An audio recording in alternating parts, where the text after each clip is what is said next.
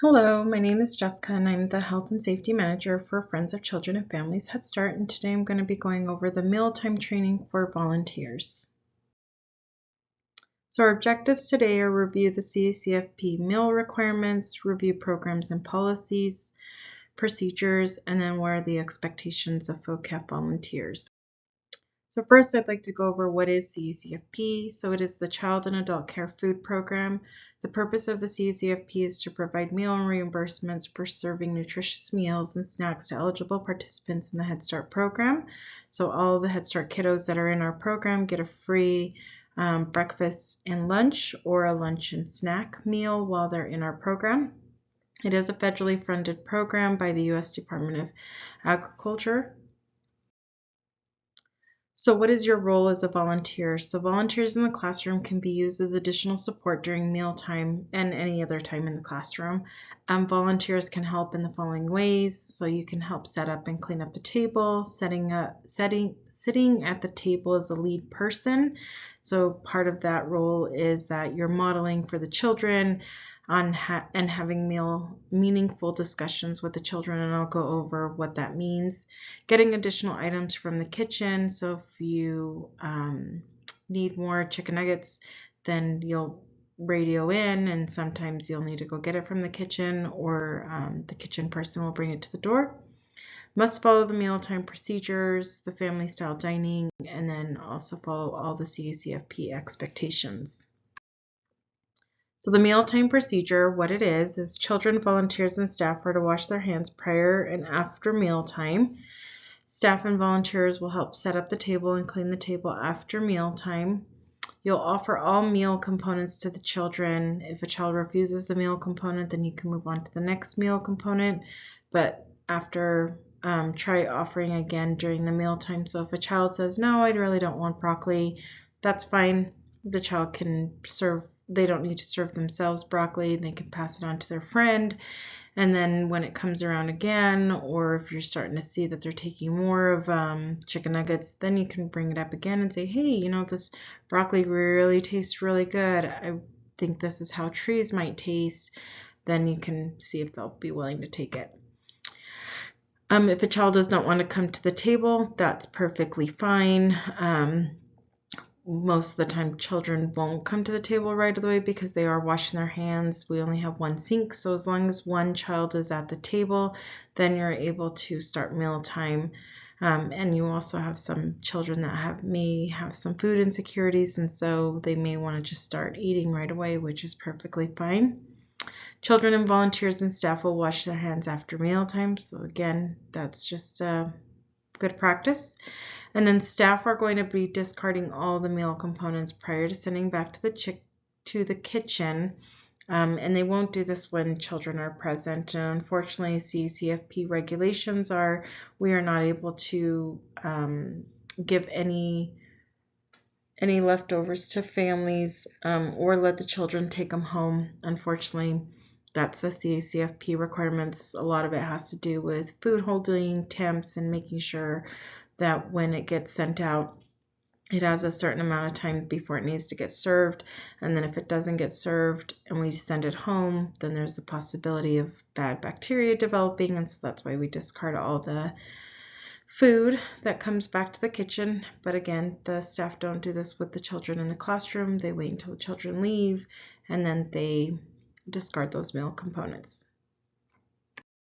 So what is family style dining? So family style dining is when all the children come to the table and there's one person, an adult at the table. So you're usually at the head of the table. So it's either going to be you or a staff member.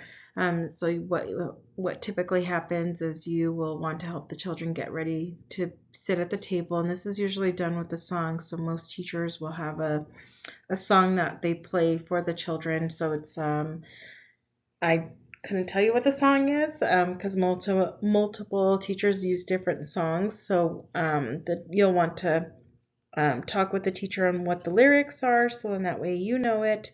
The hand gestures, so then that way you know it as well. It may take you a couple of times to remember it, but that's how most teachers get the children to sit at the table.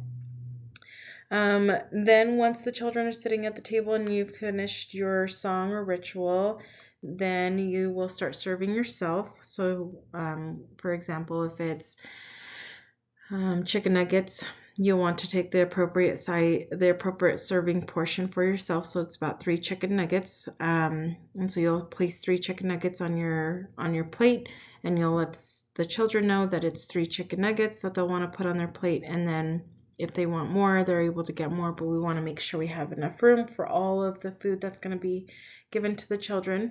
So that's kind of one way to phrase it with the children.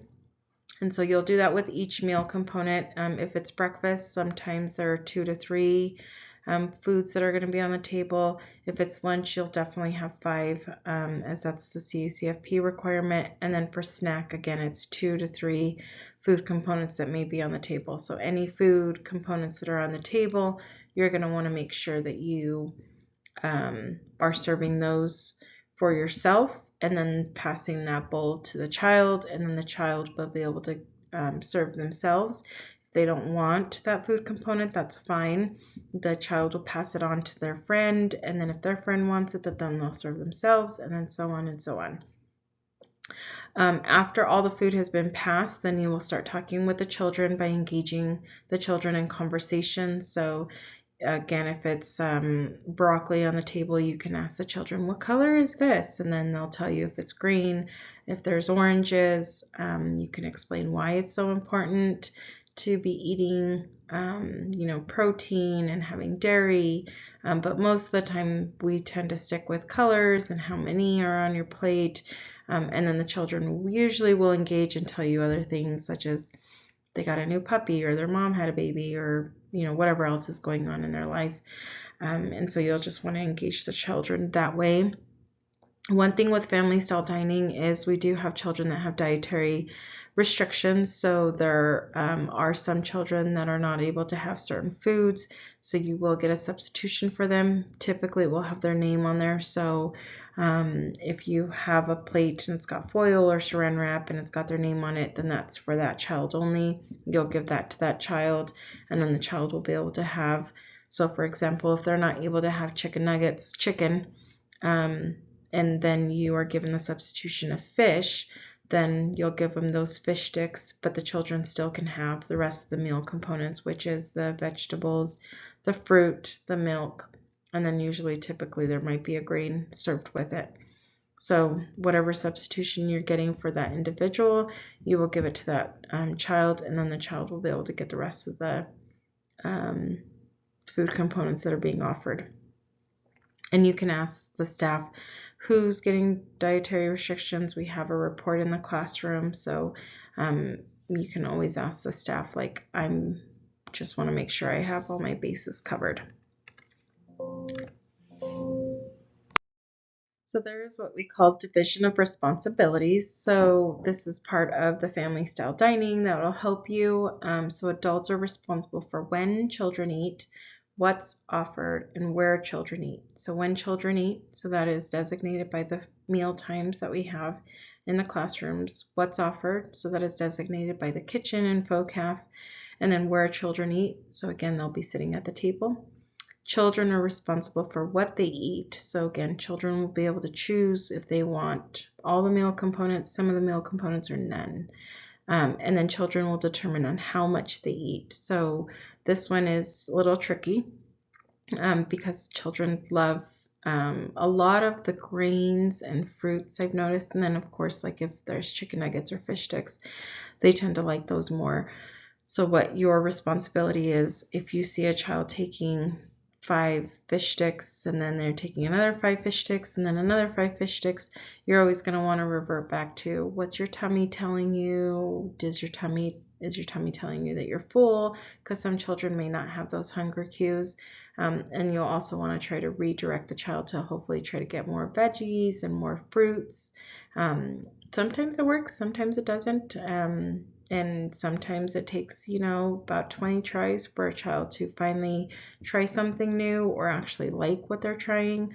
So it is just a slow work in progress, but we tend to usually get the children tend to usually eat different variety of the food components when they get farther along in the program than they did when they first started. So the CACFP meal requirements, as I stated, children must be offered all the food components that are on the table. Children can refuse any of the food that is being offered to them. And then again, you must have knowledge of the dietary restrictions that are in place for the children. Staff will know this as well, so please check in with the staff member if you're unsure or you're not sure what to do if you do get a dietary substitution. So always check in with the staff.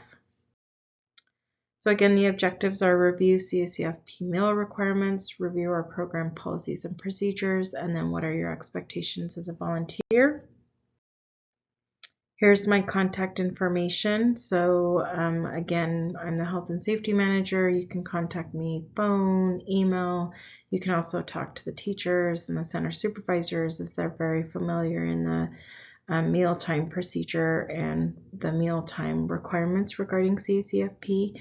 I'm excited that you're volunteering, and hopefully you'll be able to gain more experience with the mealtime as you volunteer more in the program. Thank you very much and have a great day.